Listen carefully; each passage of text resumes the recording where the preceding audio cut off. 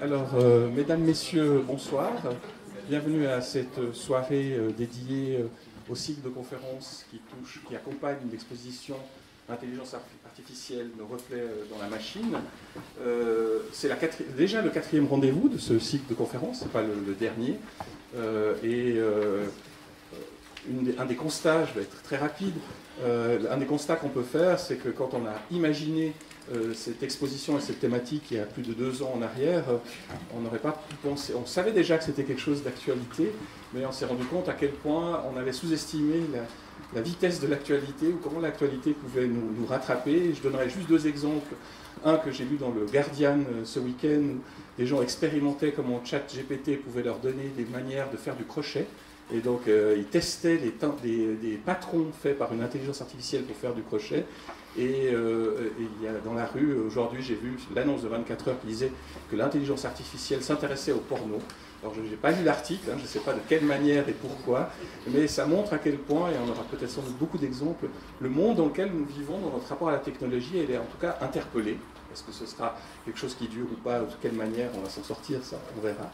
Et aujourd'hui, la thématique qu'on voulait traiter, c'est justement dans un monde où l'intelligence artificielle prend de plus en plus de place, est-ce qu'il y a un moyen de penser à ce qu'elle est juste ou pas? Comment est-ce qu'on arrive à imaginer notre rapport avec cette technologie, mais aussi comment cette technologie change nos rapports les uns avec les autres. Et pour ça, on pouvait difficilement rêver d'avoir des meilleurs intervenants que ceux que vous allez avoir l'occasion de rencontrer ce soir, notamment la professeure Sophie Wertz de l'Université de Lausanne, que je présenterai plus en détail tout à l'heure, et Johan Rochel, qui est docteur et spécialiste aussi des questions du rapport à l'éthique et aussi au droit lié à ces nouvelles technologies. Donc on va écouter, ma proposition c'est d'écouter en fait ces 2 interventions, peut-être avec juste 1 ou 2 questions entre deux, mais pour garder du temps aussi pour vos questions, parce que c'est un sujet qui nous interpelle. Et donc sans plus attendre, je vais ici maintenant parler rapidement, introduire et le laisser faire lui-même Johan Rochel, qui sera notre premier intervenant de la soirée, qui est chercheur postdoctoral au CDH, aussi, notamment au Centre des Digital Humanities de l'EPFL, mais qui, je crois, qui existe toujours, une partie, elle a évolué récemment, et notamment aussi, il a des enseignements dans le cadre des cours SHS sur la question de l'éthique et de la robotique, ou du droit éthique et de l'intelligence artificielle. Il a une formation de philosophe et de juriste, et en plus de ses activités académiques, il est cofondateur et co-directeur de la société de conseil appelée Ethics, Lab for Innovation Ethics, où cette question justement du rapport entre nouvelles technologies et éthique se pose sans cesse. Et il fait la navette entre différents lieux, il est aussi présent sur la place zurichoise, un peu en Valais et dans le canton de Vaud. Récemment, en 2022, il a publié un ouvrage qui circulera parmi vous aux presses du savoir de l'École polytechnique fédérale de Lausanne et dans la collection du savoir suisse, un livre intitulé « Les robots parmi nous pour une éthique des machines ». Et sans plus attendre, je vais lui laisser la parole pour qu'il nous explique un peu ce qui se cache derrière ce titre un peu mystérieux. ChatGPT, compose-moi une IA juste. Je vous remercie de votre attention et je vous remercie de nous avoir rejoints ce soir. Merci.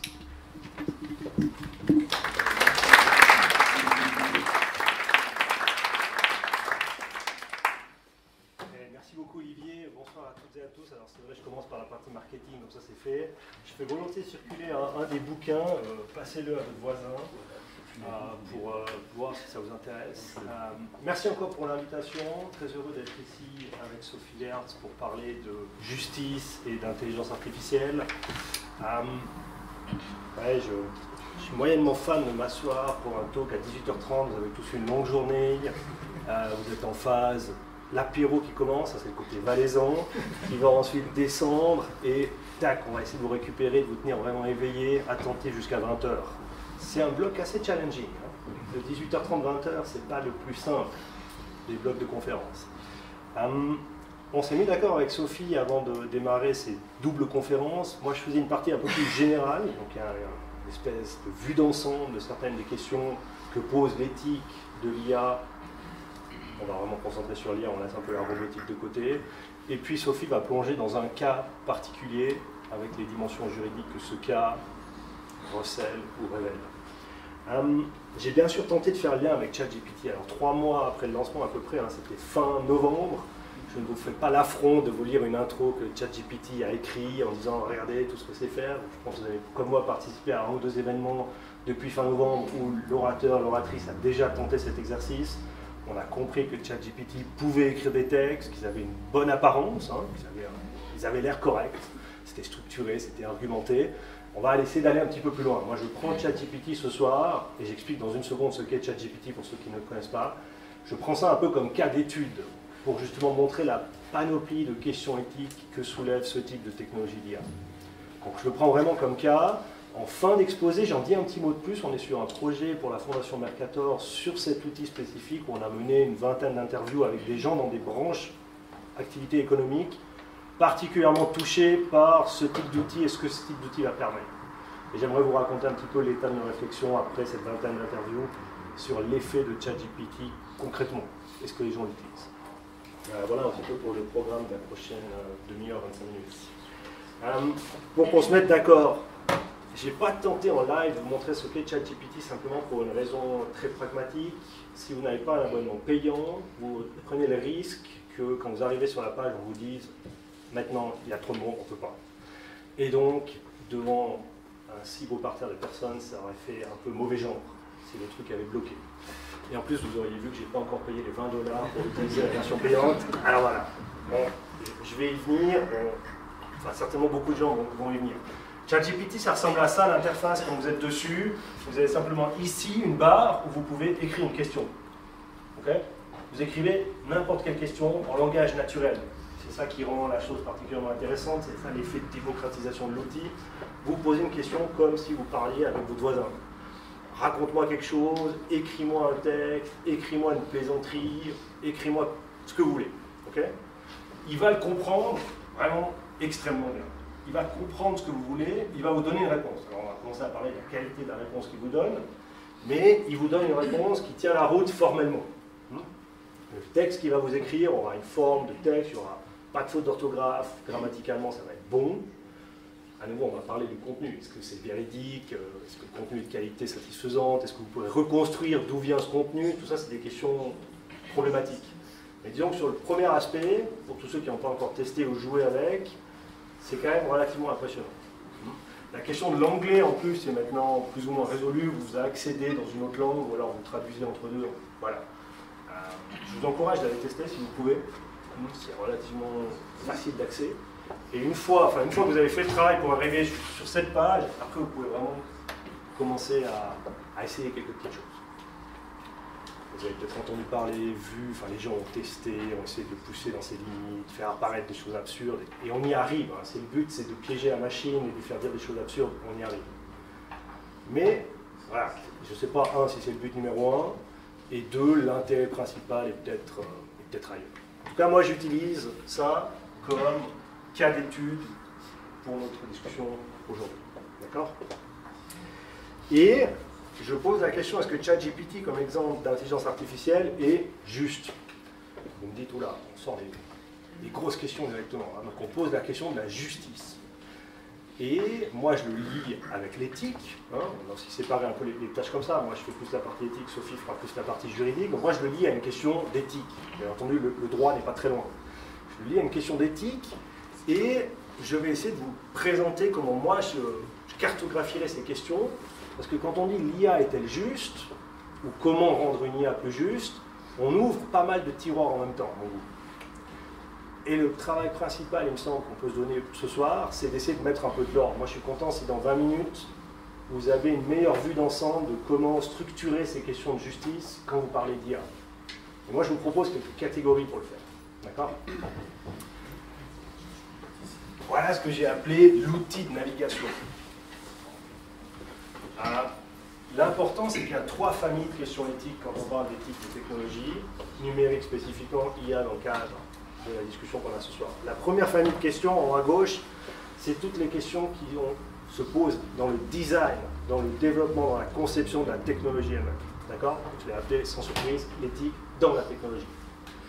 Si vous deviez retenir une image, imaginez un des labs de l'EPFL, imaginez une équipe de recherche et développement dans une entreprise privée, imaginez des gens qui ont pour mission de développer un nouvel outil, une nouvelle technologie. Les questions de la famille 1, c'est les questions que ce groupe-là doit se poser. Et j'irai un peu loin, c'est les questions que ce groupe n'a pas le choix de se poser. Il doit se les poser, ces questions, elles s'imposent à lui. Okay?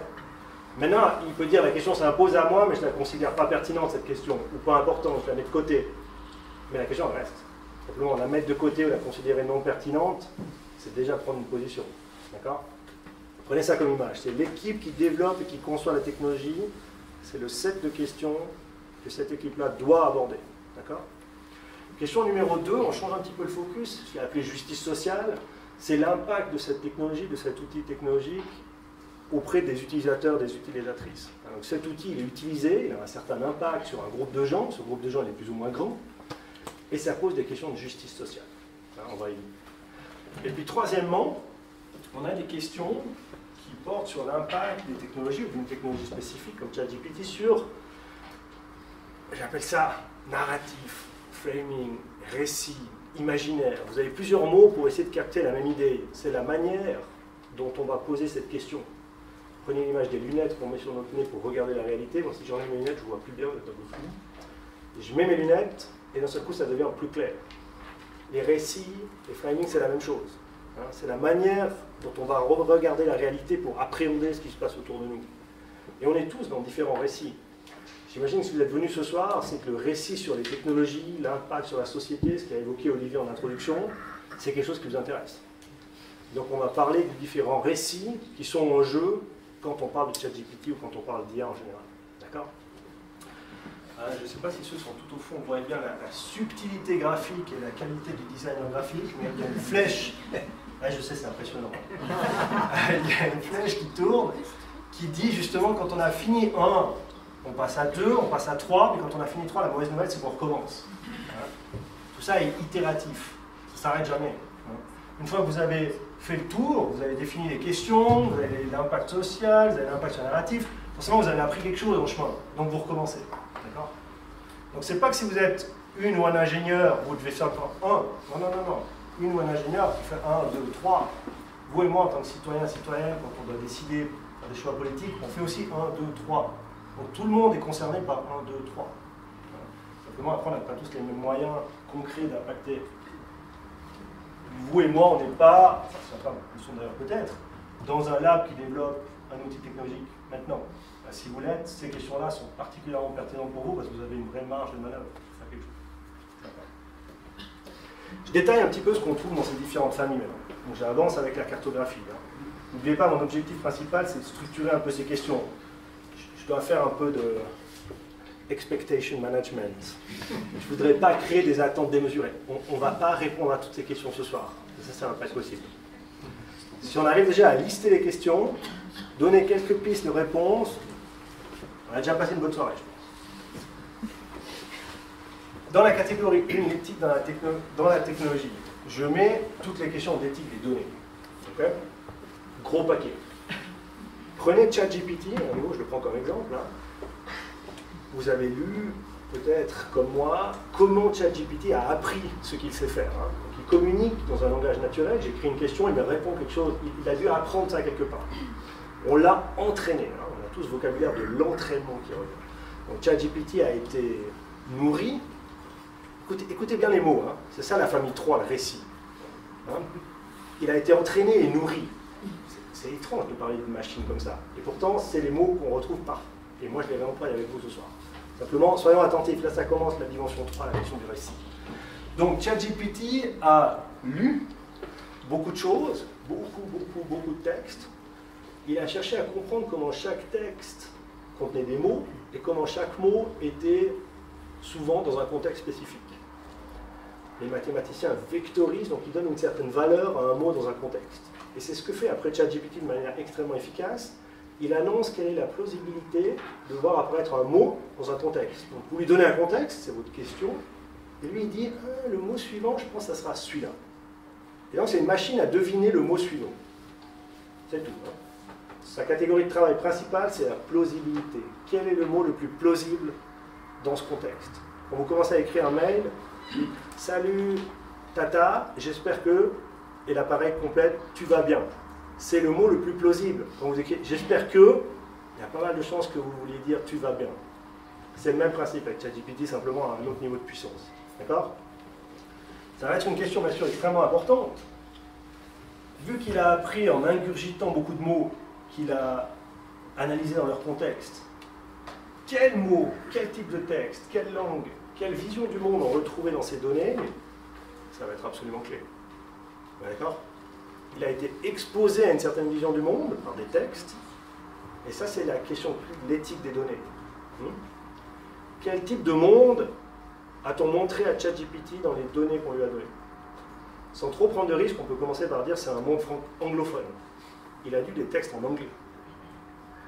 Dans le monde anglophone, il a sûrement lu pas mal de textes nord-américains.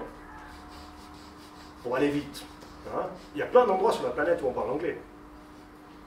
Mais qui apparaissent pas de manière aussi visible que les États-Unis, le Canada, on ajoute l'Australie, que d'autres. Hein? Je pense qu'en Inde, par exemple, beaucoup de gens parlent anglais, beaucoup de textes anglais sont produits, ça apparaît certainement. Vous avez pas mal de pays du continent africain qui parlent anglais aussi. La question, c'est la question fameuse des biais, et donc de la vision de la réalité. Hein. Les biais, je suis devenu un peu prudent à l'utilisation de ce terme dans les données qu'on donne à une machine de ce genre, simplement parce que ça donne l'impression, ça suggère qu'il y a des sets de données qui sont biaisés, et il y en a de ceux qui sont non biaisés. Et cette catégorie non biaisée, elle n'existe pas. Il n'y a pas de reflet du monde non biaisé. Alors on veut peut-être dire qu'il y a certains biais, perspectives sur le monde qui sont plus douteuses que d'autres.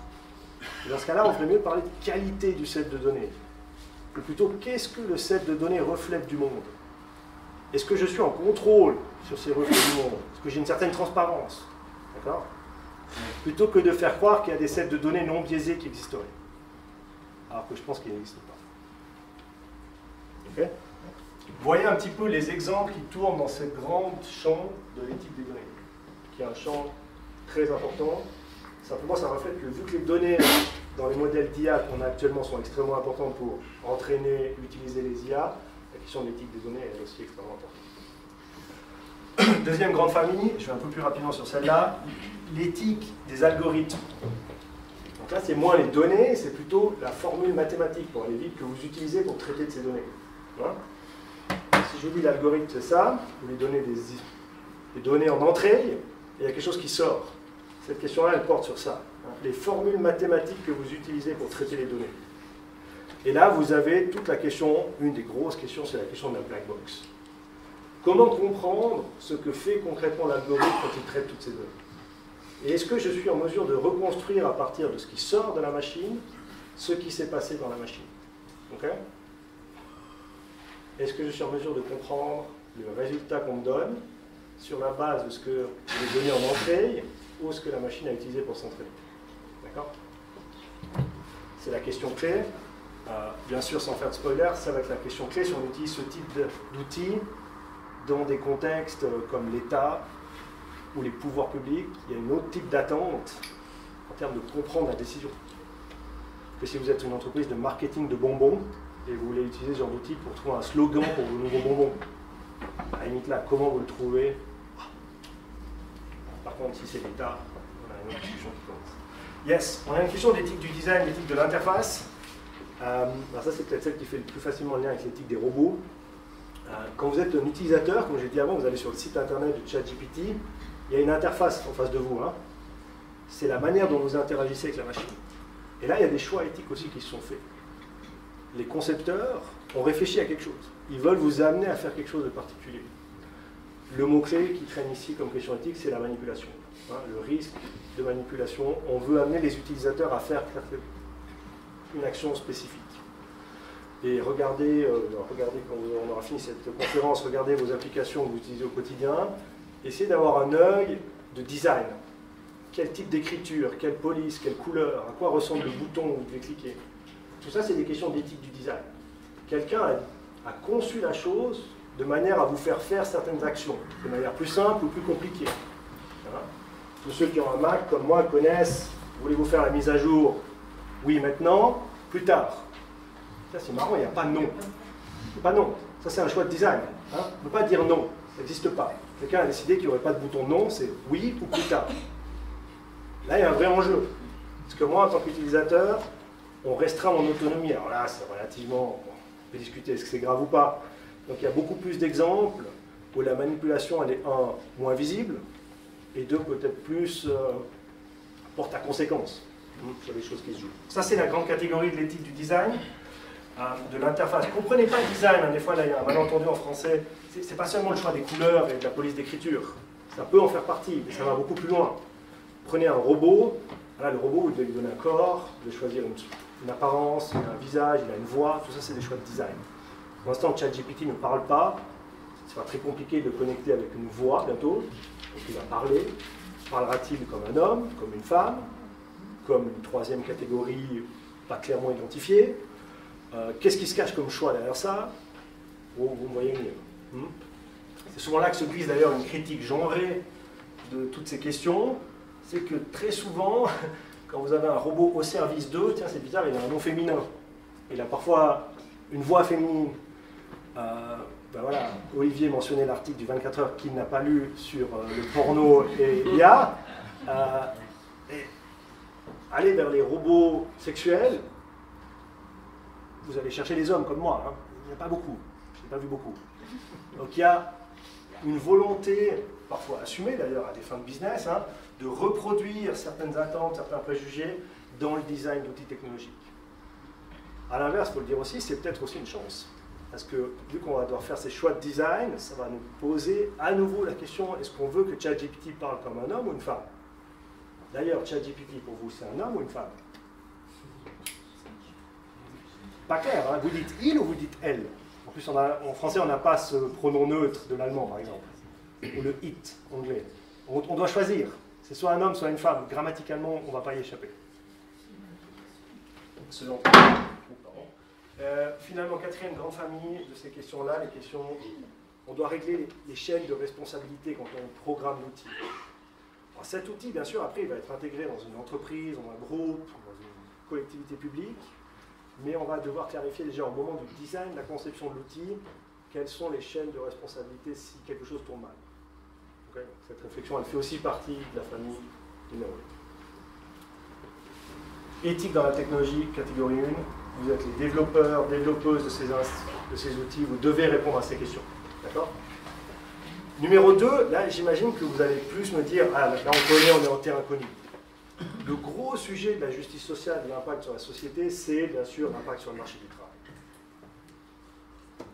Et quand ChatGPT est sorti, ça n'a pas manqué. Dès qu'il y a des innovations en matière de robotique, on y revient très vite. C'est quel est l'impact de cette technologie sur le marché du travail? On part encore très fortement de l'idée que sur le marché du travail, il y a des emplois, ces emplois sont salariés, ce salaire permet aux gens de vivre. Hein, on est dans cette équation. Classique, si vous me permettez l'expression. Classique encore, c'est de nouveau un récit. Hein. Plein de gens ne sont pas du tout dans cette situation. Emploi, salaire, permet d'assurer mon niveau de vie. Et la technologie, elle vient nous chatouiller dans ces différents points et dans les liaisons entre ces points. Nous, quand on parle avec des philosophes qui traitent de questions de justice ou d'éthique appliquée, vous avez là une question de justice, par exemple dans la distribution, de l'accès au monde du travail, d'opportunités, d'égalité des chances, mais aussi la grosse question, y aura-t-il un emploi salarié pour tout le monde dans 20, dans 30 ans? D'accord?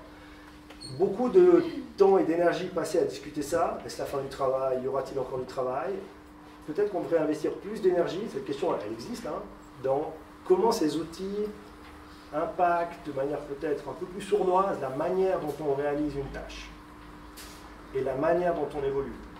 Et sur ChatGPT, au fur et à mesure de ces 23 interviews qu'on a menées, ça c'est une question qui revient très fort, ça nous a surpris. Il y a une question d'identité professionnelle des gens qui disent, on parle avec un designer, une graphiste, une prof, une élève, quelqu'un qui a un cabinet d'avocat, qui utilise ChatGPT, il dit, qu'est-ce que c'est au fond un bon professionnel dans mon domaine avec cette technologie?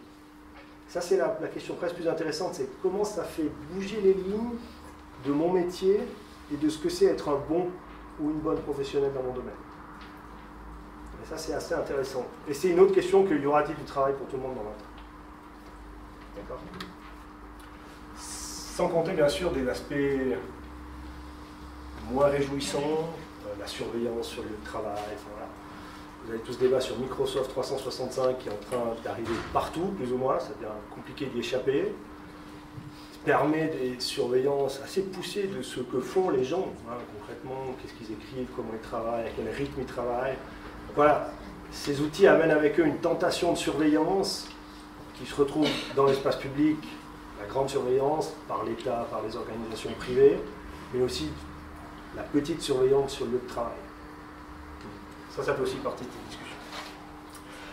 Plus largement, je fais une autre famille sur les interactions sociales. Ça ne vous aura pas échappé, des applications de rencontres que personne n'utilise jamais, mais qui sont quand même là. Des applications X ou Y qui règlent différents aspects de notre vie culturelle. Hein. Je pense que beaucoup de gens dans la salle ont un compte Netflix ou une autre plateforme de streaming culturel, film, audio. Voilà. Ce genre d'outil algorithmique infiltre gentiment toutes les dimensions de notre vie et a un impact sur nos types d'interactions.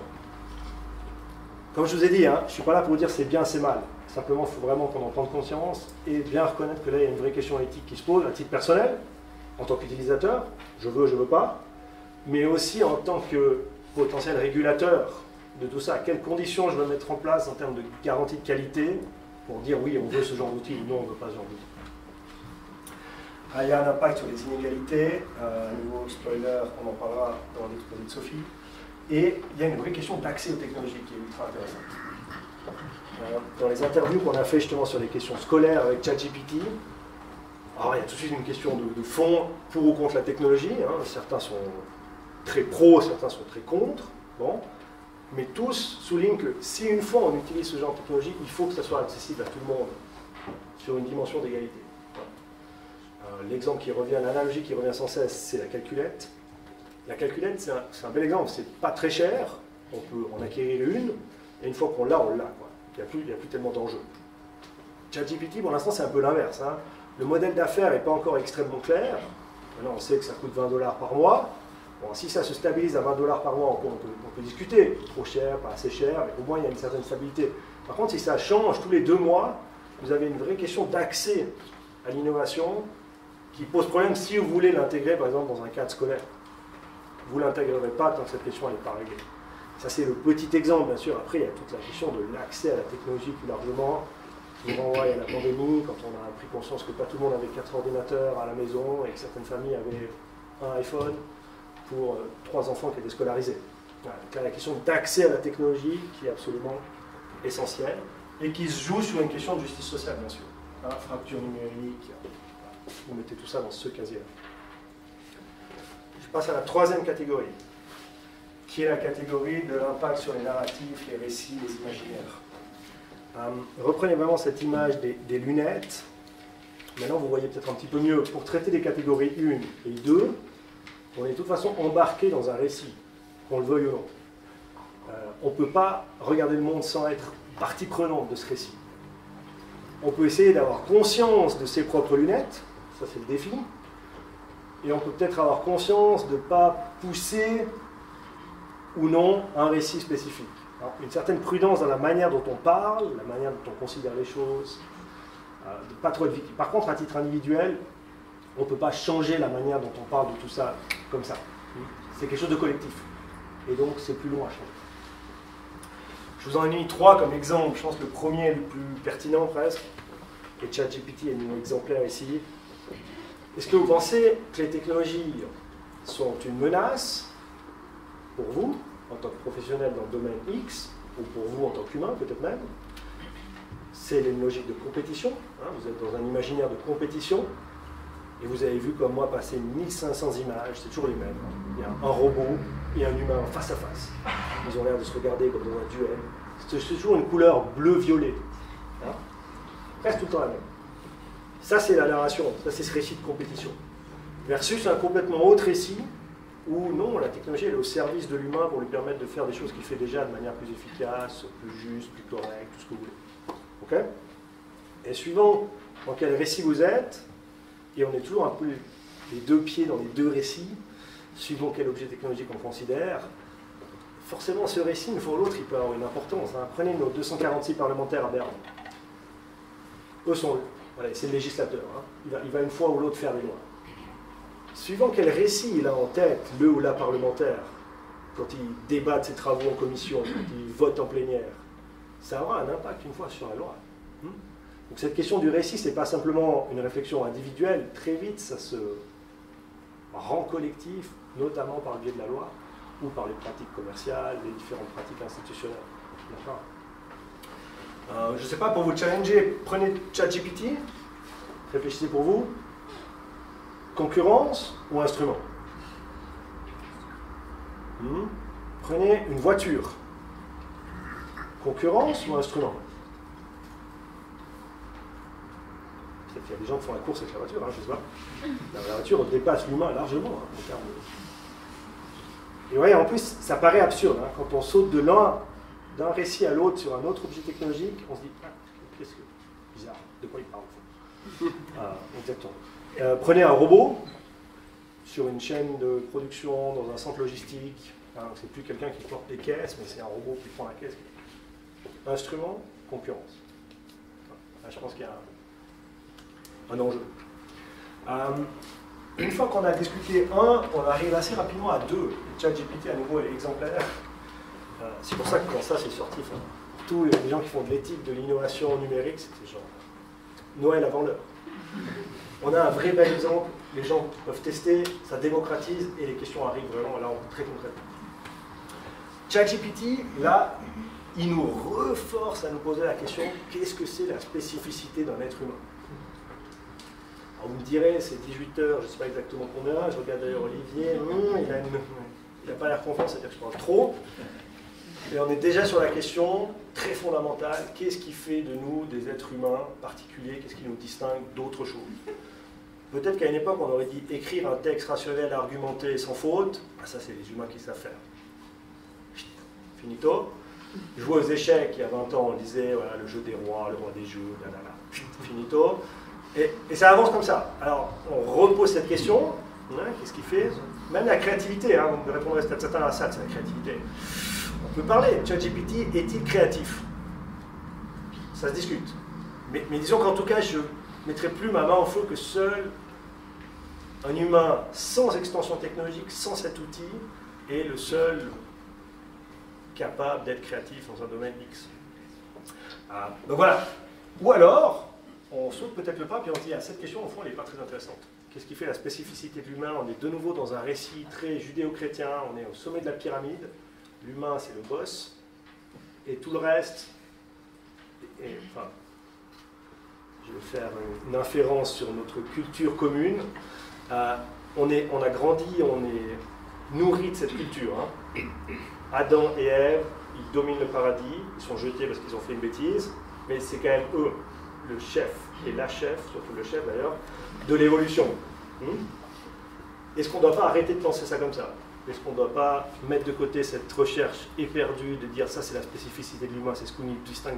Peut-être qu'au fond il n'y a rien qui nous distingue. Peut-être qu'on est juste parmi le groupe. Et c'est peut-être pas si grave que ça. Okay. Et puis finalement, ça nous amène à une belle question, le sens de la vie. Ouais, j'ai précisé rien que ça. Forcément, une fois qu'on a dit tout ça, alors qu'est-ce qui nous reste de spécifique? Les robots, les IA vont de toute façon faire le travail pénible, en tout cas c'est le récit. Nous, on va faire quoi? Ça va être quoi le sens de la vie? Okay. J'ai donc passé en revue les 3, et je termine sur ces questions ouvertes, les 3 grandes familles de questions éthiques. Éthique dans la technologie, impact social, justice sociale, narratif, imaginaire. Sur ChatGPT, et ça c'est des questions qu'on peut discuter après avec vous dans les questions, il y a certaines questions spécifiques qui sont revenues et qui font partie, à mon avis, clairement de cette famille 3 sur le récit. Hein. ChatGPT, au fond, est-ce qu'il est trop humain? Est-ce qu'on a quelque chose qui se rapproche de la machine? On projette énormément sur cette machine. Hein. Le fameux effet ELISA. Dès qu'on a quelque chose qu'on perçoit comme étant un comportement humain, c'est assez profond, c'est difficile à résister. Ce truc écrit comme un humain, on se dit, il y a quelqu'un dans la machine. Il y a un esprit dans la machine. On sait très bien que non, c'est des formules mathématiques qui traitent des données. D'un coup, ça... Mais c'est difficile psychologiquement à éviter de donner trop à cet humain.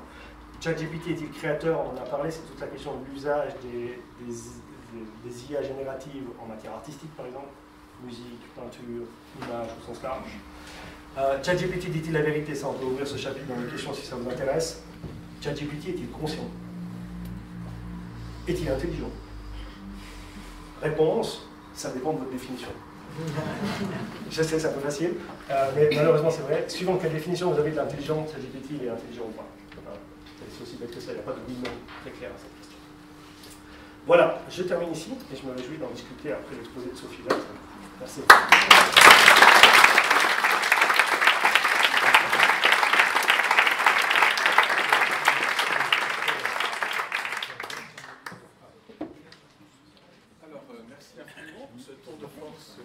Partir de ChatGPT, mais nous interroger sur la nature humaine et le sens de la vie. On voit à quel point c'est des questions qui sont importantes et transversales. Pendant que la prochaine intervenante se met en place, je signale simplement que le 28 mars, il y aura une conférence qui sera sur l'intelligence artificielle en médecine. Ça va rouvrir tout un certain nombre de questions. Et que dans le programme, il y a une séance que nous avons ajoutée, rendre l'IA plus équitable, notamment sur la question des rapports nord-sud et la question du genre. Et pour les gens parmi vous qui ont l'abonnement, vous pouvez bien évidemment accéder à cette conférence sans supplément. Ça fait partie de ce qu'on avait envie de partager avec vous. Voilà, alors sans plus attendre, je me réjouis de passer la parole à Sophie Vert, qui est professeure associée de droit public à la Haute École Suisse d'Administration Publique IDEAP, à l'Université de Lausanne. Ses recherches portent sur les formes de gouvernance au croisement de la question du droit et de l'éthique aussi et du numérique, où elle a abordé très nombreuses thématiques dont elle va sans doute nous évoquer, mais au titre desquels on peut citer notamment la question des smart cities ou des procédures numériques dans l'administration publique ou même l'Internet des objets. Donc en fait ce quotidien de notre rapport à la technologie, mais aussi au prisme de notre rapport avec nos États ou nos services publics. Et je me réjouis d'entendre aussi ce qu'elle a à nous dire sur le sujet de la justice des intelligences artificielles, peuvent être juste ou pas. Je vous laisse la parole. Merci. Merci beaucoup. Est-ce que vous m'entendez bien? Oui. Ah, ok. Merci. Alors, bien sûr, avant toute chose, je commence par remercier à la fois Madame Meyer et puis le professeur Glacé pour leur invitation à intervenir dans ce cycle de conférences et de nous donner le défi en fait de pouvoir s'exprimer sur ce que j'appelle une question abyssale. Est-ce que l'IA peut être juste? Alors, pourquoi abyssale? Parce que c'est une question qui contient, à mon avis, déjà deux inconnus, plus ou moins en tout cas. D'un côté, on a l'IA, et on devrait plutôt dire le domaine de l'IA, puisque ça comprend, dans le domaine de l'IA, différents types de technologies et différentes théories aussi qui se sont développées à la lumière de ces avancées technologiques. On est donc ici face à un objet qu'on peut qualifier d'un petit peu volatile, et donc devoir finalement se pencher sur la justice de ce que produit cet objet, c'est compliqué puisque l'objet en fait est multiple et changeant.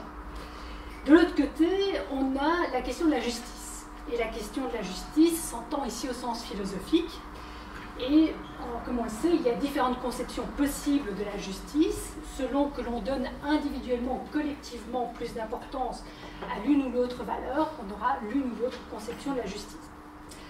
Peut-être que dans le domaine de l'IA, si on doit chercher la justice, peut-être que cette justice devrait être de type procédural. Et je viendrai au terme de mon exposé sur cet aspect-là. Je reviendrai là-dessus. Alors, donc vous aurez compris que d'entrée de jeu, il est difficile de répondre à cette question oui ou non, l'intelligence artificielle est juste ou est injuste. Compliqué. Alors, étant donné que nous sommes donc deux intervenants, on s'était un petit peu entendu avec Johan avant de se préparer, et alors Johan a dit voilà, usage général, je faisais le spécifique. Il y avait aussi un peu cette idée que finalement il venait sur quelque chose d'assez positif, il venait plutôt sur quelque chose d'assez sombre, parce que c'est un peu, on va dire, la clé de lecture facile qu'on a dans le domaine des technologies, c'est toujours faire face claire de la technologie. Alors pour ça, j'ai aussi pris un cas qui est le cas Siri. Et ce cas Syrie constitue à mon avis un assez bon exemple, assez concret, de problème d'injustice que peut causer une technologie. Alors, pour cet exposé, je dois faire comme ça. Non, ça ne change pas. Pour cet exposé, je vais commencer en fait, je vais faire un exposé en 2 temps. Je vais d'abord vous présenter le cas, et puis je vais en fait essayer de déconstruire les différents points problématiques que cette affaire nous permet d'illustrer. Alors, de quoi parle-t-on quand on parle de Siri? Alors, Siri n'est pas ici l'assistant vocal que vous utilisez parfois sur votre smartphone, en tout cas si vous avez la marque Apple. Ce Siri-là fonctionne bien avec de l'intelligence artificielle. Il combine à la fois du Natural Language Processing et puis aussi du Machine Learning, puisqu'il a accès à toute une série de données qu'il doit aller chercher. Donc, quand il va rechercher vos historiques de recherche, etc. Non, le Siri dont je vais vous parler s'écrit SYRI pour Système Risiko Indicati, et c'est en français un système d'indicateur de risque. Et c'est en fait au départ un algorithme. Et cet algorithme combine plusieurs sources de données pour calculer le risque de comportement frauduleux d'un individu. Alors c'est un système qui a été déployé par le gouvernement néerlandais en matière de lutte contre la fraude à l'aide sociale.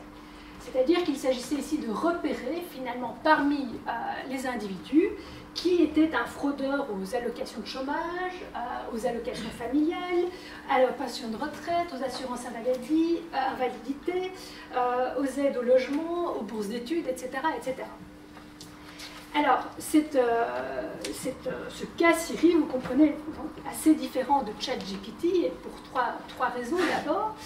Premièrement, c'est une technologie qui a été utilisée par l'État, mais donc alors que ChatGPT, c'est quelque chose qui est accessible finalement à tout un chacun, même si finalement un système d'indicateurs de risque, on en a aussi dans le domaine privé, si on prend dans le domaine notamment de l'évaluation de crédit des individus. On a des sociétés d'ailleurs ici en Suisse qui sont spécialisées là-dedans.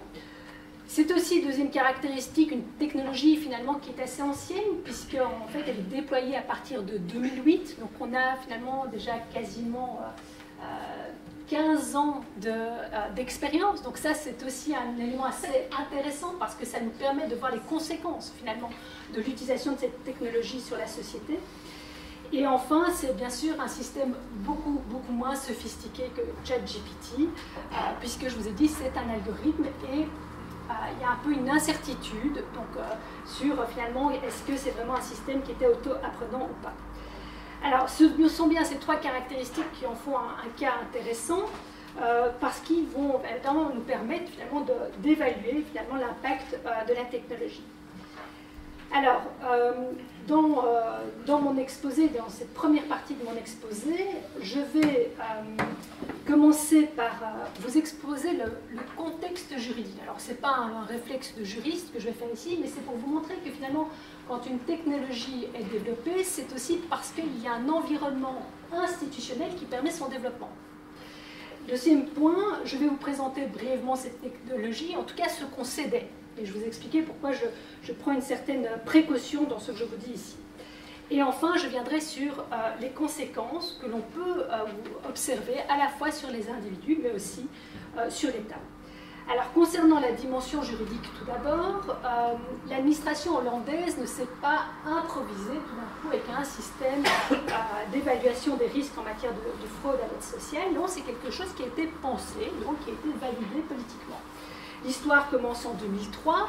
Le gouvernement met alors en place une collaboration entre plusieurs administrations, à savoir les communes, l'assurance chômage, la sécurité sociale, les services d'immigration, l'administration fiscale, etc., avec cette idée qu'on va finalement essayer de repérer les fraudes à l'aide sociale parce qu'il faut finalement préserver notre état social et donc il faut poursuivre ceux qui en abusent.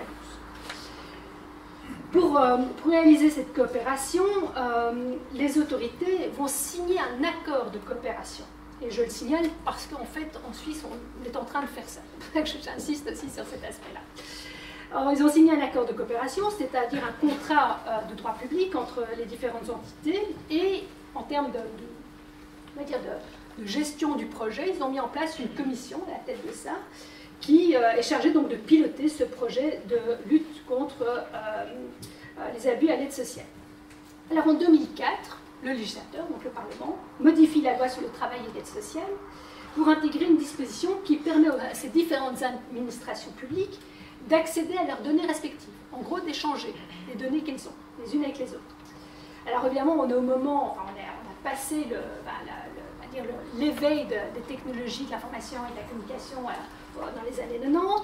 On est déjà à une époque où on est quand même conscient des enjeux de protection des données. On a de la réglementation qui se développe au niveau européen au cours des années 90. Donc voilà, on se rend bien compte, en tout cas sur le plan politique, qu'on ne peut pas faire quand même tout et n'importe quoi et qu'il faut, comme on dit chez les juristes, une base légale pour accéder à ces différents sets de données. De 2008 à 2014, notre commission nationale, donc chargée de la lutte contre la fraude à l'aide sociale, va accueillir plusieurs projets qui sont développés au titre de ce qu'on appelle des pilotes. Et j'insiste pour que vous reteniez ce terme parce que je pense que vous allez beaucoup en entendre parler dans les années à venir. Alors, qu'est-ce qu'il y a derrière ce mot pilote? On parle aussi parfois de bac à sable. Eh bien, c'est un processus qui consiste à tester à petite échelle une solution afin de vérifier son efficacité par rapport au but poursuivi. Alors, si les résultats sont positifs, on peut développer le produit, par exemple le mettre sur le marché. Alors, cette technique de test, on va dire, avant déploiement, l'État le fait aussi, puisqu'il a ce qu'on appelle des lois expérimentales, où il va effectivement, avant de développer une technologie, ou même voir permettre un comportement ou prévoir une obligation, donc prévoir une nouvelle règle juridique, il peut aussi la tester sur un groupe limité de personnes ou dans un territoire limité. Si par exemple vous avez suivi la question de la légalisation du cannabis en Suisse, eh bien, vous savez peut-être que le législateur a adopté une loi expérimentale qui permet la légalisation du cannabis dans certaines villes de Suisse. Et on va en fait suivre finalement l'évolution du marché du cannabis, on va aussi produire du cannabis pour voir finalement si on arrive à diminuer les effets négatifs du deal de rue. Donc on voit que la loi expérimentale existe et en fait dans les nouvelles technologies, on fait un peu la même chose. Alors, dans le cas qui nous intéresse, ce qu'on peut noter, c'est que donc, ces projets pilotes ont été menés et que plusieurs d'entre eux ont été testés sur les habitants des quartiers les plus défavorisés de certaines villes hollandaises, en l'occurrence Utrecht ou encore Eindhoven. En 2014, le législateur néerlandais modifie une nouvelle fois sa loi sur le travail et l'aide sociale pour augmenter ce régime de coopération entre ces administrations et pour prévoir aussi que dorénavant, eh bien, puisque les projets pilotes ont été concluants, qu'on pouvait mettre en place un système d'analyse de risque pour détecter les éventuels fraudeurs. Alors ça, c'est vraiment le cadre juridique. Donc, on a finalement expérimenté, mis en place le cadre juridique qui autorise le déploiement d'une technologie. Alors, sur le plan technique maintenant, qu'en est-il donc de Siri? De quoi s'agit-il? Alors, je ne peux pas aller trop dans les détails parce qu'en fait, le gouvernement qui a développé cette technologie ne l'a pas rendue publique. Donc, on a un petit peu en manque d'informations, mais on a tout de même une série d'éléments que l'on peut tirer en fait de ce qu'on appelle des sources secondaires, à savoir tous les documents qui ont été produits dans le cadre de la procédure judiciaire qui a été intentée à l'encontre du gouvernement des Pays-Bas. Alors, ce qu'on peut retenir, c'est qu'on sait que c'est un algorithme, on sait que cet algorithme permet le classement d'individus sur base de critères prédéfinis, qui ont été prédéfinis par l'humain, pas par l'algorithme lui-même. Les investigations qui ont été menées par plusieurs acteurs, dont ceux de la société civile, ont aussi montré que Siri est le résultat donc, de ce processus d'essai pilote. On a eu 160 projets qui ont visé à essayer de détecter les fraudeurs.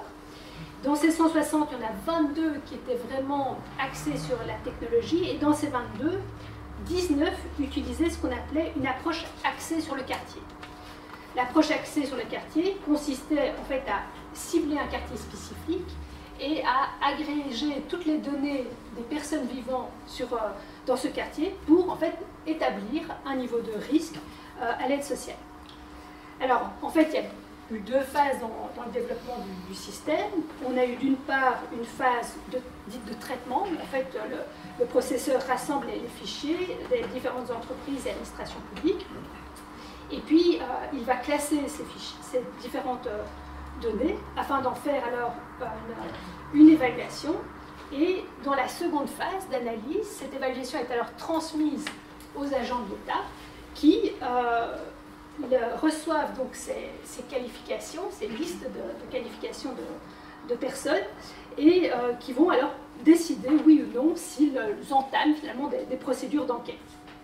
Alors, ce qu'on peut encore préciser, c'est que les fonctionnaires qui ont reçu finalement ces classements n'ont reçu aucune autre information. Donc, ils ne savaient pas pourquoi les personnes avaient un niveau d'évaluation 5, 4, 3, ils ne savaient pas. Et la deuxième chose qu'on doit aussi retenir, c'est que si le système rapportait beaucoup d'argent, en l'occurrence allait récupérer de l'argent chez les personnes qualifiées de fraudeuses, il était considéré comme performant. Donc vous voyez évidemment qu'il y a une course évidemment, à se dire il faut le faire fonctionner au maximum. C'est un peu comme la personne vous voyez, qui met les amendes pour votre parking. Vous avez à peine le temps d'aller mettre l'argent dans le parcomètre que déjà vous avez peut-être un ticket parce qu'en fait elle passe très vite parce qu'elle est payée finalement à l'amende qui est mise. Alors, qu'en est-il maintenant des conséquences? Alors, on peut, parler des conséquences, voir qu'il y a eu des conséquences sur les individus, ce qu'on peut appeler des destinataires finaux, et puis sur l'État. Alors, clairement, c'est sur les destinataires finaux que le problème a été évidemment le plus terrible. Il y a eu des conséquences sociales et économiques. Le fichage de personnes à risque a conduit l'administration à prendre des décisions qui ont souvent été lourdes de conséquences. En l'occurrence, elle a envoyé des lettres de commandement, elle a mis des individus en poursuite, elle a saisi des salaires et des biens. Il y a eu aussi un système, on va dire, un effet ricochet avec ce système de profilage, puisque certaines familles monoparentales qui étaient accusées de fraude, on leur a reproché d'avoir menti parce que la consommation d'eau de leur appartement indiquait ou laissait penser qu'en fait il devait y avoir 2 adultes qui habitaient dans cet appartement et pas un. On a également acculé financièrement des familles en leur coupant l'électricité parce que justement elles étaient soupçonnées d'être des fraudeuses et donc des mauvaises payeuses et que donc du coup il ne fallait pas leur laisser l'électricité trop longtemps si elles avaient un retard par exemple de paiement. Toutes ces personnes qui ont été fichées, évidemment, touchaient des aides sociales, puisque le programme était destiné à lutter contre les abus à l'aide sociale. Et toutes ces personnes ont évidemment comme point commun de venir ou d'être dans des situations de très grande précarité. En l'occurrence, il s'agissait à chaque fois de personnes de nationalité étrangère ou binationale, souvent peu éduquées, et a fortiori peu familière avec l'environnement administratif et encore moins avec l'environnement administratif digital, avec des revenus modestes, dans des emplois partiels, souvent également des familles monoparentales. Et je vais revenir encore sur les conséquences qu'il y a eu pour ces individus. Et vous allez voir que l'affaire n'est pas terminée. Alors, mais il faut quand même dire quelque chose sur l'État, parce que ce système d'analyse des risques, évidemment, a produit des conséquences politiques et judiciaires. Alors, on peut noter d'abord que le médiateur national a été mandaté pour faire une enquête qu'il a rendue au Parlement en 2019, avec beaucoup d'effets. Une procédure judiciaire a été lancée dès 2014 par une coalition non gouvernementale qui a réussi à faire plier le gouvernement, et je fais plier entre guillemets, vous allez voir pourquoi. Le 5 février 2020, le tribunal de district de La Haye a rendu un jugement imposant au gouvernement d'arrêter l'utilisation de Siri dans le domaine des allocations familiales, au motif que la loi qui autorisait finalement de recourir à Siri était constitutive d'une violation du droit à la vie privée et du principe de non-discrimination. Alors, suite à cet arrêt du tribunal de district de La Haye en février, on a eu une commission d'enquête parlementaire qui a été mise sur pied, donc ce qui est quand même le niveau de contrôle le plus élevé sur le plan politique. laquelle a rendu un rapport le 17 décembre 2020. Dans ce rapport, il est établi que plus de 100 000 personnes ont été injustement qualifiées de fraudeuses, plus de 100 000 personnes. Pour la seule année 2020, il a été établi que l'administration fiscale avait opéré un profilage ethnique en procédant à un examen approfondi de 11 000 familles au seul motif qu'elles avaient une double nationalité. La double nationalité était vue comme un critère de risque important. Il y avait aussi, dans le domaine des allocations familiales, où le système avait été déployé depuis 2012, 26 000 personnes, 26 000 parents qui ont été qualifiés de personnes à risque. Parmi ces 26 000 personnes, 10 000 ont été injustement considérées comme fraudeuses et ont dû restituer rétroactivement des allocations familiales qu'elles avaient touchées parfois depuis des années. Certaines ont dû rembourser jusqu'à plus de 40 000 €, alors qu'elles avaient déjà des revenus très modestes et qu'elles n'étaient en l'occurrence pas non plus fraudeuses, avec des effets en cascade, comme des faillites personnelles, des pertes d'emploi, des divorces et, cerise sur le gâteau, le retrait de 1000 enfants à la garde de leurs parents, au motif qu'en fait, ce n'étaient pas des personnes fiables. Donc on voit quand même un scandale d'une ampleur, mais absolument inouïe. Et ce qu'il faut constater, c'est que ça a eu évidemment l'effet d'une crise politique pour le gouvernement en place. Le Premier ministre Mark Rutte doit démissionner en janvier 2021. On va prévoir ici un régime d'indemnité pour les victimes, mais l'effet est quand même assez minime sur le plan politique parce qu'en fait on est 2 mois avant les élections et le parti de Mark Rutte va remporter les élections au mois de mars, donc 2 mois plus tard, et il sera remis en place comme Premier ministre par sa majorité parlementaire, alors que pour la petite histoire, Mark Rutte était secrétaire d'État en charge de l'emploi et des affaires sociales en 2002, c'est-à-dire 2 ans avant que toute l'historique de cette histoire commence. Alors, du point de vue de l'État encore, on peut dire que sur le plan de l'utilisation des ressources publiques, ça a eu aussi des conséquences, puisque l'État, c'est quand même, certes, des personnes politiques, mais c'est aussi des fonctionnaires, des agents, et c'est aussi de l'argent qui est financé qui est apporté par nos impôts. Alors, bien, on a eu toute une série d'institutions qui ont dû être mobilisées pour finalement enquêter sur cette errance de l'administration, un médiateur qui est intervenu, la justice, une première commission d'enquête parlementaire et une deuxième commission d'enquête parlementaire qui vient de débuter ses travaux le mois de février pour faire finalement toute la lumière sur ce qui est appelé une pratique de discrimination et de racisme systématique dans l'administration hollandaise. Alors, l'ONG Lighthouse Report a de son côté continué à investiguer pour savoir finalement est-ce que les administrations avaient véritablement changé. Est-ce que le fait que tout d'un coup il y ait eu un arrêt d'un tribunal fait que tout d'un coup on a arrêté de recourir à ce système? Eh bien, manifestement non. Elle a publié son rapport le 20 décembre 2022 pour dire en fait ça continue. Alors peut-être plus dans les allocations familiales, dans le domaine des allocations familiales, mais dans d'autres domaines.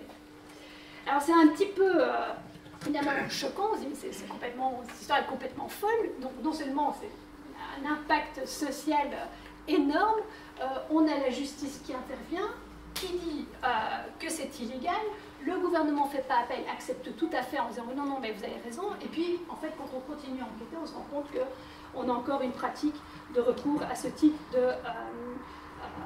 d'évaluation des individus. Alors, comment est-ce que c'est possible? Eh bien, parce qu'en fait, le tribunal fédéral n'a pas complètement remis en question la politique de lutte contre la fraude à l'aide sociale, mais simplement a pointé finalement les problèmes qu'il y avait dans la mise en œuvre de cette politique de lutte contre la fraude à l'aide sociale. Et il indiquait en fait qu'il faudrait finalement que les individus soient mieux informés de ce qui est fait avec leurs données, et qu'elle devrait également leur permettre d'avoir ce qu'on appelle accès à des points de référence afin de pouvoir vérifier si leurs données sont exactes et si elles sont utilisées à bon escient. Alors comme on voit, finalement, le tribunal n'invalide donc pas le recours à la technologie, on peut même dire qu'il trace la voie pour l'administration pour dire comment elle devrait faire pour continuer à l'utiliser. Et ce qui est assez frappant dans cette histoire, c'est que finalement, le tribunal renvoie aussi la responsabilité aux individus, qui sont confrontés à un changement technologique, avec une digitalisation, mais on dit aux individus, en fait, vous êtes responsables, et donc c'est à vous, finalement, à vous équiper pour être capable de contrôler ce qui est fait avec les données qu'on crée sur vous. Alors, j'en viens maintenant à la deuxième partie de mon exposé. Pourquoi est-ce que qu'est-ce que ça nous permet de discuter cette affaire? Alors, je pense que, et en tout cas je l'espère, on peut être d'accord sur le fait que Siri heurte notre conception commune de la justice. J'ai dit qu'on avait des conceptions différentes de la justice, mais je pense que là, probablement on peut quand même se dire qu'il y a des choses qui ne tournent pas bien. D'une part, on a vu qu'un très grand nombre de personnes ont été qualifiées de fraudeuses injustement. Et là, c'est en cela où je pense que ça touche finalement notre conception de la justice procédurale. C'est-à-dire qu'il y a quelque chose là, c'est un peu comme des personnes qui seraient envoyées dans les couloirs de la mort alors qu'on sait qu'elles sont innocentes. Ben, voilà, il y a un truc qui nous heurte. Et puis, il y a un deuxième aspect qui nous heurte, et là je vais le dire de manière très ramassée, c'est qu'aux Pays-Bas, comme d'ailleurs en Suisse, nous vivons dans un système politique dans lequel on a reconnu que les individus avaient des droits fondamentaux, parmi lesquels le droit à l'égalité de traitement. Et cette valeur d'égalité fait donc partie de notre conception commune de la justice, et donc de notre conception commune de notre vie en société. Avec ce principe d'égalité de traitement, il y a également le principe d'interdiction de discrimination. En l'occurrence, des différences de traitement qui sont fondées sur des critères tels que la nationalité, la langue, le genre, les convictions philosophiques, religieuses, politiques, etc., sont considérés comme des critères hautement suspects. Et donc, dès l'instant où en fait des personnes subissent une différence de traitement et que ce critère-là est à la base de la différence de traitement, il y a une présomption finalement qu'il y a un problème. Et donc, ça nécessite en fait de l'État d'être d'autant plus rigoureux dans la justification de l'utilisation d'un tel critère. Alors, si on constate, si on est d'accord avec ça, et qu'on essaie maintenant de déconstruire un petit peu les problèmes, et donc là je fais un petit peu écho à ce que Johan a déjà dit, c'est qu'on voit finalement que ce problème d'injustice, finalement il revêt plusieurs facettes. La première facette, c'est ce que moi j'appelle la facette de la technologie en soi. Et on aura compris, on a ici une technologie qui a finalement permis de mettre en danger des individus. Alors effectivement, la technologie, elle est développée par un humain, par un développeur. Et ça fait écho évidemment à des aspects qui sont bien connus dans le domaine de l'IA. C'est finalement que, en tant qu'individu, nous sommes traversés, pétris par des biais socio-cognitifs, voilà, qui sont présents, et que donc quand nous faisons quelque chose, nous transposons nos biais. Donc si c'est quelque chose qui est établi, où on est tous finalement biaisés d'une façon ou d'une autre au regard de différents éléments de notre société, il n'y a pas de raison que les développeurs soient des super-hommes, et en tout cas ils ne sont certainement pas des super-femmes, puisque on a appris dans l'exposition qui est ici, qui est présentée ici au musée de la main, que finalement plus de 80% des développeurs sont des hommes. Alors, donc on a ce problème, et qui est un problème effectivement connu, et on voit effectivement toute une série de démarches pour cultiver un réflexe éthique dans les écoles d'ingénieurs, mais aussi lorsqu'on met en place des guidelines pour les entreprises qui développent des nouvelles technologies. Alors, l'autre aspect, toujours concernant la technologie, qui a aussi été évoqué par Johan, c'est effectivement que cette technologie elle se nourrit de données, et que les données, finalement, elles sont tirées de la société. Et cette société, elle est elle-même traversée par ce qu'on appelle des discriminations structurelles. C'est-à-dire que voilà, dans la façon dont la société est construite, eh bien, il y a des stéréotypes qui sont là. Et que donc, évidemment, si on extrait des données, des informations qu'on produit ensemble, ben, ces données vont elles-mêmes être traversées par ces biais. Et de ce point de vue-là, je tiens juste à signaler que le rapport fait par l'Université de Stanford, qui chaque année fait un AI Index, indique qu'en fait le problème de biais ne fait qu'augmenter. Plus on est sur des modèles avec des données de plus en plus conséquents, et plus le problème des biais augmente. Alors, est-ce que la chose est complètement perdue?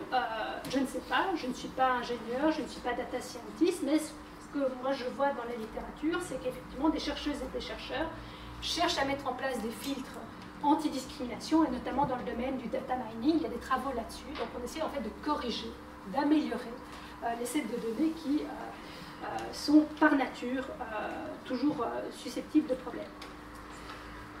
Alors ce qu'on doit également voir, et ça je refais le lien avec Siri, c'est que dans le cas de Siri, on a aussi développé une technologie qui en soi était problématique dès le départ, dès sa conception.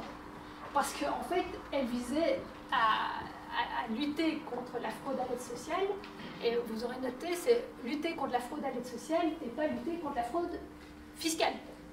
Parce que finalement, aux Pays-Bas, quand même beaucoup de très grosses entreprises, je suis belge, je peux vous dire qu'on connaît bien aussi le régime des Pays-Bas, sur le plan fiscal, et que, assez étonnant, mais le gouvernement il s'est centré sur l'aide sociale. Les personnes les plus vulnérables. Drôle de choix. Alors, deuxième facette, ça concerne l'utilisation de la technologie. Donc, la technologie en soi, problème, les développeurs, les données, la facette la facette maintenant utilisation de la technologie. Et là, en fait, ce que cette affaire de Siri permet d'évoquer dans les problèmes que pose l'IA, c'est la question effectivement de ceux qui vont utiliser, qui vont mobiliser ces technologies.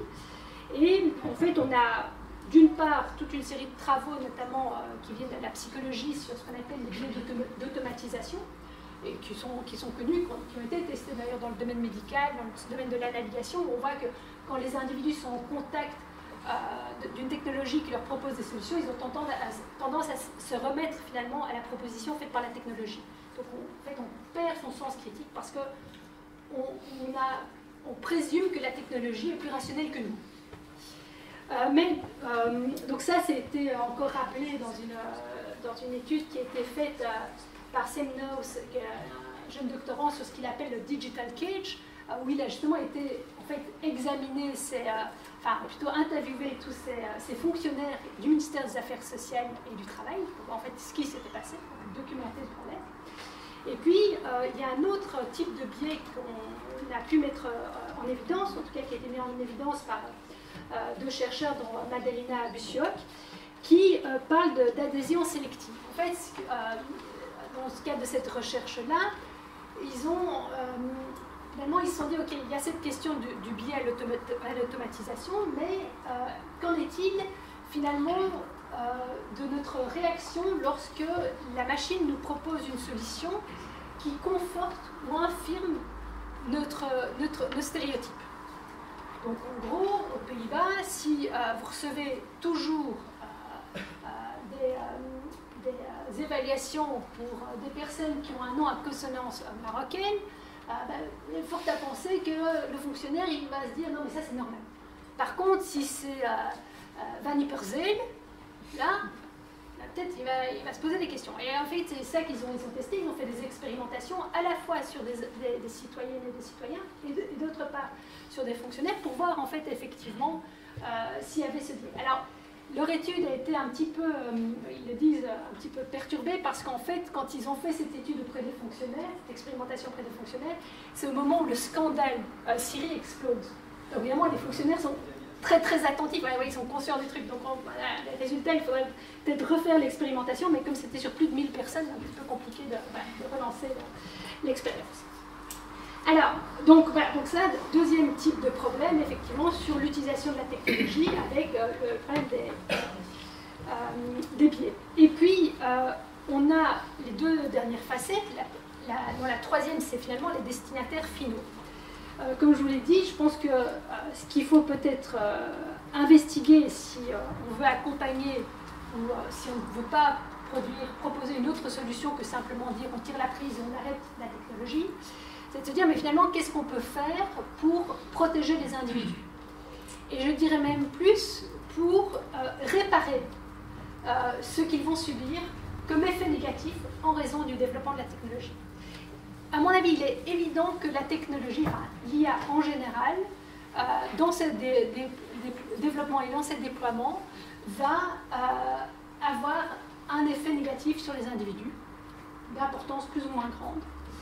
Et que si on est d'accord d'être finalement les gobés de cette expérience à l'échelle mondiale, il faut qu'on prévoie que ces personnes qui se prêtent finalement à cette expérience, souvent contre leur propre volonté d'ailleurs, puissent être indemnisées, dédommagées, si elles subissent les effets négatifs d'une telle expérience. Alors, cette idée-là, on la voit, elle commence à arriver, en tout cas dans le débat juridique. Par exemple, la Commission européenne a proposé en septembre de modifier sa directive sur la responsabilité du fait des produits et a proposé également une nouvelle directive sur la responsabilité du fait de l'IA. Et donc, on pourrait imaginer effectivement qu'on va aller vers un régime, à un moment donné, en tout cas au niveau européen, de réparation. Le deuxième aspect, toujours lié aux destinataires finaux, c'est qu'il va falloir aussi permettre aux individus de comprendre ce qui leur arrive. Et je pense que des activités comme celle de ce soir, ou encore l'exposition de ce musée, sont pour cela d'excellents moyens, effectivement, d'assurer finalement une diffusion de la connaissance. Alors, j'en viens maintenant sur le point de l'État. Je pense que d'un point de vue de l'État, on a des attentes quand même qui sont plus élevées quand c'est l'État que quand ce sont des personnes privées. D'une part parce que l'État, finalement, c'est l'intérêt public et non pas simplement un intérêt privé. Donc il doit transcender finalement la diversité de nos intérêts privés. Et d'autre part, d'un point de vue juridique, parce qu'il y a des obligations directes étant tenu de respecter les droits fondamentaux, et notamment le principe d'égalité de traitement et d'interdiction de discrimination. Alors pour terminer cette intervention, je voudrais faire deux remarques. La première, c'est que avec l'IA, il y a une part d'aléa sur ce que la technologie va produire, ça c'est clair. La dimension conséquence est difficilement prévisible. L'intelligence humaine est manifestement très douée pour inventer de nouvelles choses, mais pas très bonne pour prédire les conséquences de ce qu'elle invente. Il suffit de penser à Hiroshima.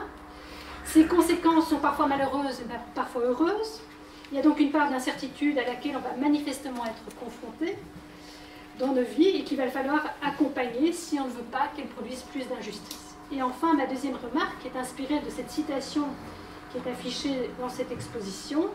Pour faire confiance aux machines, il faut faire confiance aux humains. Mais la question est peut-être là, peut-on faire confiance aux humains? Je vous remercie.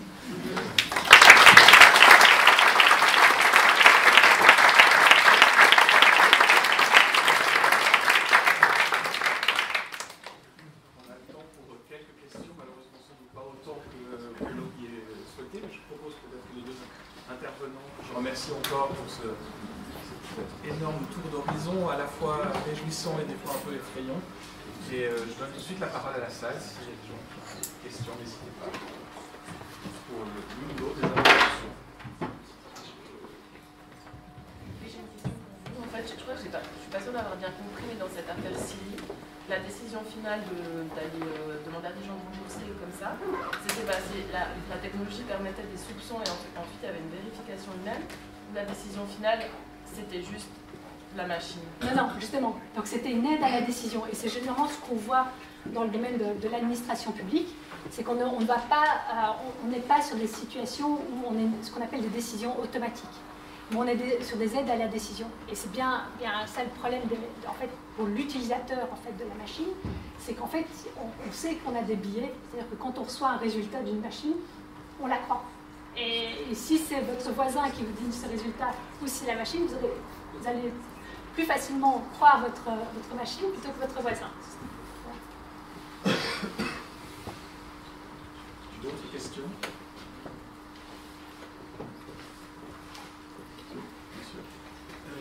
C'est ma question portant sur la seconde intervention. Vous êtes plutôt dans le minimiser les impacts, accompagner les risques, etc. dans la fin de votre exposé, mais pas du tout dans le comment fait-on pour interdire, voilà, comment on fait pour interdire ça? Est-ce qu'il y a un recours vous avez tiré comment est-ce qu'on tire le fil Ouais. Qui a le bouton Ouais. Alors, bon, ça, effectivement. Alors, je vous avoue que souvent, je suis plutôt dans le camp des technosceptiques. Et je serais plutôt à dire, je pense qu'en fait, il faut, par exemple, les réseaux sociaux, vous voyez, pour moi, c'est une catastrophe. Voilà. Je pense qu'on est face à quelque chose qui est hautement dangereux. Et dans les réseaux sociaux, le fonctionnement des réseaux sociaux, vous avez plein d'algorithmes. D'algorithmes de recommandation, de modération de contenu, d'orientation publicitaire, etc. Et c'est dramatique, parce qu'on voit que ça a un impact direct à la fois en termes de propagation de discours de haine, de discours racistes, d'atteinte à la démocratie, et qu'on voit aussi que les entreprises de réseaux sociaux ne répondent que finalement aux besoins des pays, ce qu'on appelle les pays du Nord. Donc en gros, les démocraties stables, là on fait quelque chose. Le reste, en gros, on s'en tape. Donc voilà, donc effectivement, je suis assez inquiète. Maintenant, je me rends compte, mon sentiment, c'est que je pense que les personnes qui... en fait, qu'on est dans une société où il est devenu inaudible de dire en fait qu'on doit arrêter. Parce que les intérêts économiques sont tellement importants que, en fait, ça l'emporte. Et je pense que c'est assez dramatique. Donc, alors j'ai lu hier ou avant-hier, mais je ne sais plus où, que par exemple on ne voulait pas réglementer certaines entreprises, notamment dans le domaine des réseaux sociaux, parce qu'on a dit non mais ça met en danger nos fonds de pension. Parce qu'à partir du moment où l'État lui-même, la Banque nationale suisse, investit dans les nouvelles technologies, et notamment dans les entreprises qui sont à produire, ou à mettre à disposition tous les éléments de nouvelles technologies, en fait, on n'arrive plus à se défaire du système. Donc, la seule solution qu'on voit pour l'instant, c'est de se dire, ok, si on doit être les cobayes à échelle planétaire, finalement, de cette évolution, on doit mettre en place les instruments qui vont permettre aux individus d'obtenir réparation s'ils subissent des effets négatifs. Mais on en est encore très loin, parce que même sur le plan des propositions de directives de la Commission européenne, les ONG sont vent debout en disant que finalement, on ne réparera que certains types de préjudices et pas toutes les atteintes aux droits fondamentaux. Donc voilà, donc je n'ai pas malheureusement de meilleure solution que ça aujourd'hui, et je le regrette. D'autres questions? Une question à Johan, parce qu'on a parlé, et je trouve intéressant la question de l'intervention dans la dernière intervention de la question du bac à sable, des projets pilotes, et j'ai envie de retourner la question dans l'autre sens, c'est comment est-ce qu'on arrive à expérimenter éthiquement des choses qui sont à ce point-là ouvertes et qui peuvent avoir des conséquences sur le long terme? Quelles sont les conditions minimales, mais comment on peut expérimenter ça en fait, de manière un peu sensible et socialement robuste? Au final, ça recoupe, je pense, la question de monsieur. Si on doit tirer la prise de certaines utilisations, comment rendre possible peut-être certaines expérimentations, l'exemple du cannabis dans une autre.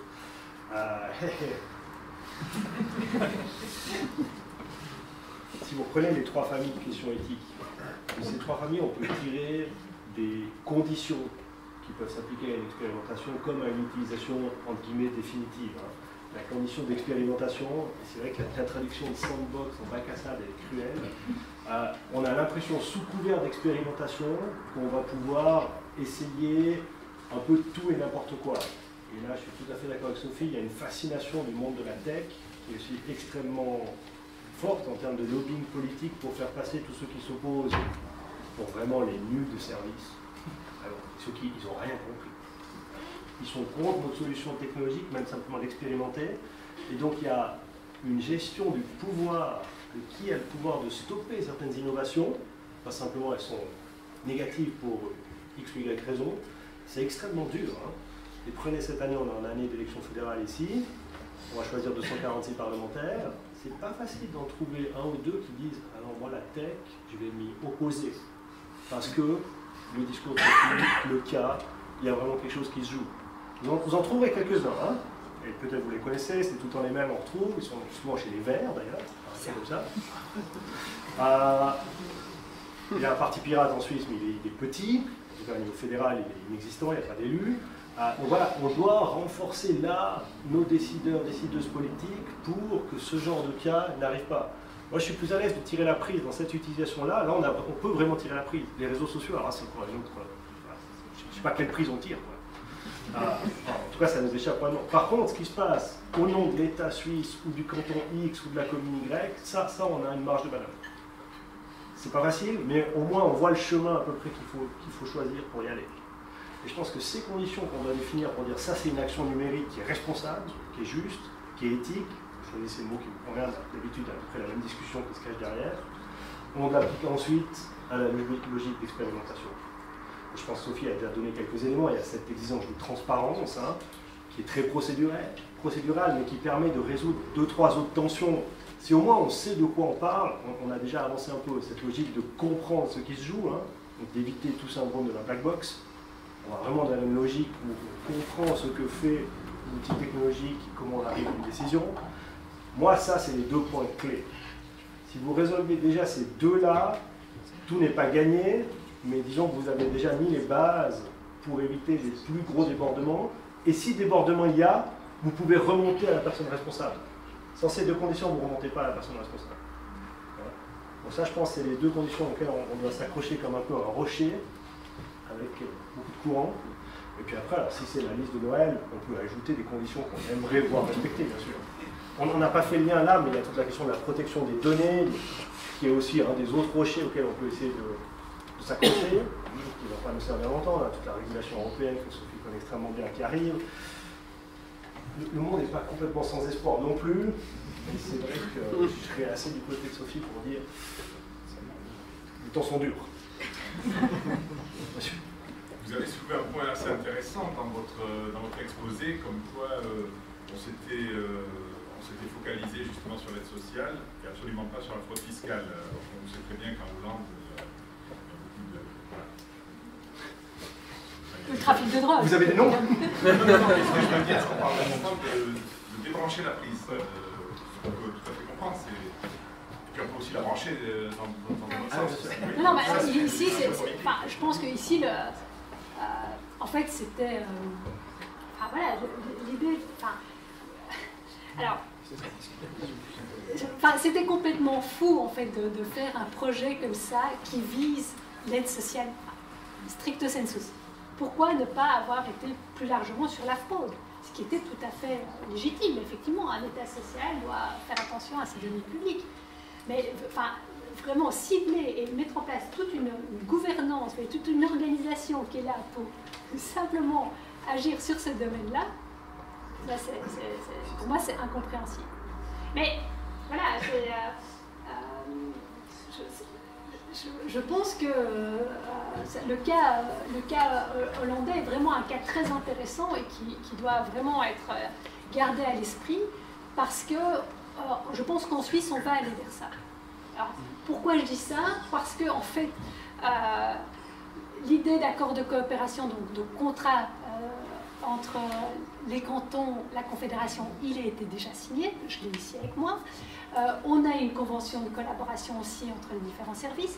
On est en train de discuter actuellement à l'Assemblée fédérale la loi sur les mesures techniques pour l'administration numérique qui va permettre de mettre en place ce qu'on appelle les services de base. Et dans cette loi-là, on prévoit qu'on va faire les essais pilotes, les bacs à sable, de 2024 à 2027. Donc en fait, on se dit, ce que les Hollandais ont fait en 2004, on est en train de le faire. Alors j'espère que là, on va être un petit peu plus attentif en se disant, on a quand même des expériences assez malheureuses dans le domaine de l'administration publique, que ce soit européenne, aux États-Unis, et que voilà, l'administration suisse va être attentive à ça pour ne pas faire tout et n'importe quoi. Mais en fait, voilà, on est en train de rentrer sur cette voie-là. Et